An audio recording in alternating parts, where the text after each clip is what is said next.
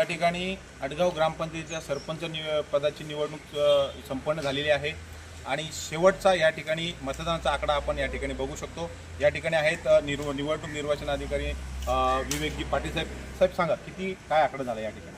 आपल्या इथे 4 केंद्र होते, एकूण 4 केंद्रावर 1942 म्हणजे एकूण मतदान झालेलं आहे 71.50%। त्याच्यात पुरुष 1003 आणि स्त्रिया 939 असे एकूण मिळून 1942 मतदान झालेलं आहे 71.50%। आणि मतदान पूर्ण शांततेत आणि सुरळीत व्यवस्थित पार पडले।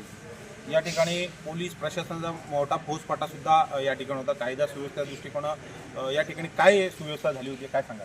नाही, पोलीस फौजफाटा होता परंतु सुरळीत सगळं मतदान शांततेत पार पडलेलं आहे, कोणतंही गालबोट लागलेलं नाही। किती उमेदवार या ठिकाणी होते आणि कोण कोण होते? 4 उमेदवार होते एकूण आणि एक नोटा, असे एकूण 5 उमेदवार होते। काय नावं त्या उमेदवारांची?